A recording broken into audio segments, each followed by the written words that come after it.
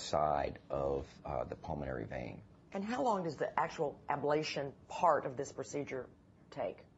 Does that depend on? Depends, very much how much depends. AFib is going It's on? the majority of the procedure. Usually it takes us 30 minutes to an hour to get set up, and then once we're over there in the left atrium, it takes probably 2 to 3 more hours of ablation, of moving the catheter around point by point and cauterizing those different areas, or ablating those areas of the heart.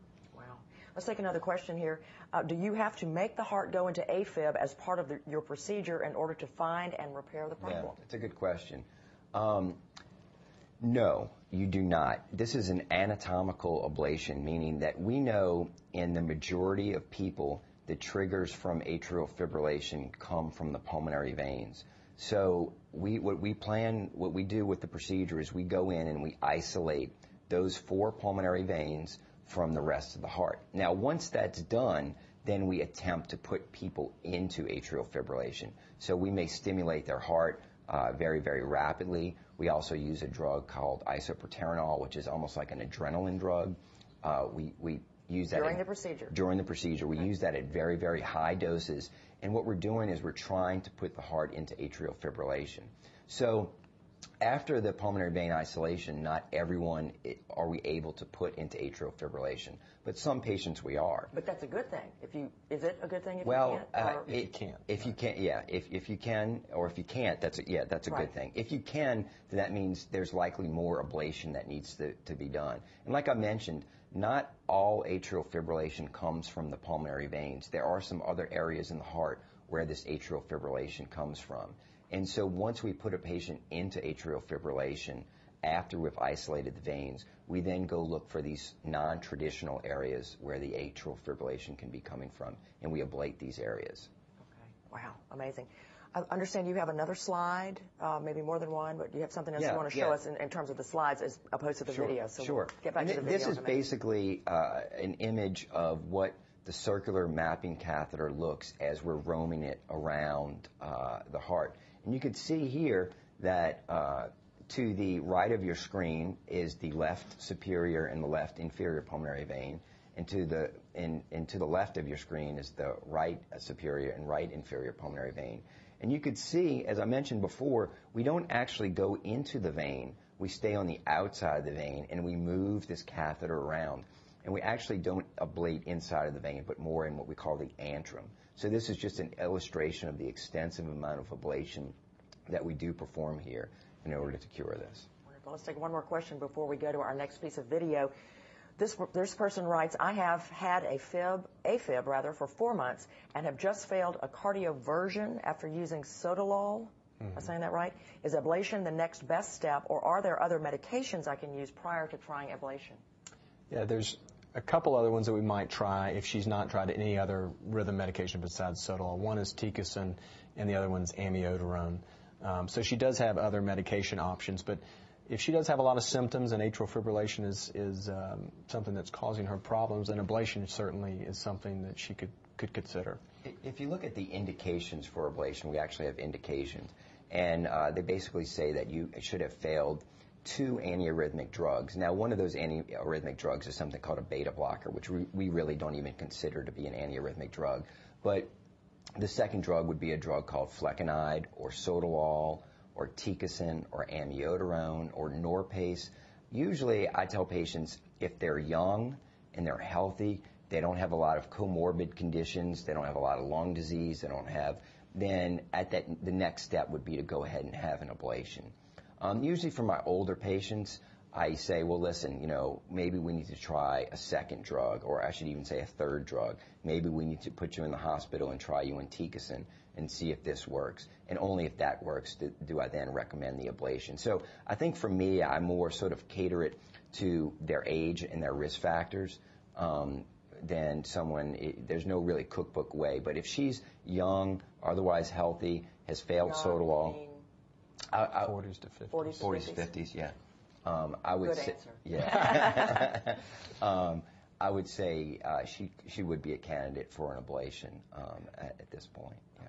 All right, why don't we resume watching our video here and let you both tell us what we're looking at. I know we're getting far into the procedure, maybe not all the way to the end, but we're coming along with it. Sure. What are we looking at here? Here I think I'm pointed out electrograms, and these are actually, some of these are, all of these essentially are internal electrograms, and the ones on the bottom are from actually the pulmonary veins, the white ones. Right above that is that 10-pole catheter that I pointed out earlier in the coronary sinus, and the last 3 green ones are external. But essentially, it looks like Dr. Savelle at that point had isolated that vein, because it looked like the electrograms were essentially gone in that vein. And that's what we want to see, because that means we have had success isolating that vein, and the potential for that vein to cause atrial fibrillation should be negated at that point. So that was the left superior pulmonary vein, which we were showing the electrograms. And what we want to find is we want to show that there's no electrical activity in that vein. Okay. And so prior to starting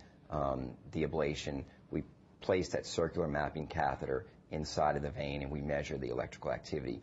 After ablation of that vein, the endpoint would be no electrical activity. So later on in the video, I have some good illustrations of that. Okay, wonderful. We have several very good questions coming up right now. Does obesity play a role in this AFib occurring? Either one of you? It does, absolutely. We see more people with obesity having atrial fibrillation, and I've had a couple of patients I've had lose weight, and their incidence of atrial fibrillation has gone way down. So yeah, a lot of stuff goes in with atrial fibrillation, obesity, other kinds of heart disease. So absolutely plays a role. And the other thing is, a lot of people who are obese have something we call obstructive sleep apnea. Yes. And we certainly know that patients who have obstructive sleep apnea are more likely to have atrial fibrillation. There have been some studies looking at the success rate of AFib ablations in patients who are obese, and actually the success rate is not quite as high. And that may be because their triggers come from different places in the heart than they do in normal people, or I should say in thinner people. Right. Yeah. Is it possible to treat ventricular fibrillation with the same procedure? Yes, not exactly the same, but with ablation procedures you can treat. Ventricular fibrillation is less common than another similar arrhythmia called ventricular tachycardia, but certainly ablation has been used for many years to treat that as well, with good success rates as well. Okay, one of our internet visitors has a question that I thought of actually earlier. Is there a recommended maximum number of times someone should receive this procedure? I was sort of thinking of it, can a particular patient undergo this procedure more than once? And if so, what kind of a time in between would be recommended? Yes. Typically, the most I've ever seen at the training program I was at before I came here, the most I've ever seen were 3 ablations for one particular problem. But I actually had a patient who came and saw me a couple of days ago who I would be his 5th ablation. Oh my goodness. Yeah. So, and as we talked about the success rates, we've come a long way with this procedure, and we're able to cure a lot of people, but we have a long way to go. And so not everyone can you go in and isolate the pulmonary veins and expect a cure. Not everyone can you go in and ablate in particular other areas in the heart and expect a cure. So sometimes it does take a second ablation. I would say rarely do we do a 3rd ablation. But if people want to be cured and they realize that this is an option, sometimes they will continue to pursue it. I think most people, what they do is after their first ablation, their incidence, the amount of atrial fibrillation they have, their atrial fibrillation burden decreases. It goes more from comfortable. It goes from happening all day, every day, to happening a couple of times a month. And they say, well, I felt much better with that first ablation, but I want this all gone. And so they may, at that point, then decide to pursue a second ablation. Okay. So, yes, you can have multiple ablations, and that is not uncommon. Most big trials, you say 20 to 30% undergo a repeat ablation. So it's fairly common. Yeah. That patient, this is his 5th ablation? Yeah. Is that paroxysmal or persistent? I'm guessing it's chronic or persistent. It's persistent. Yeah.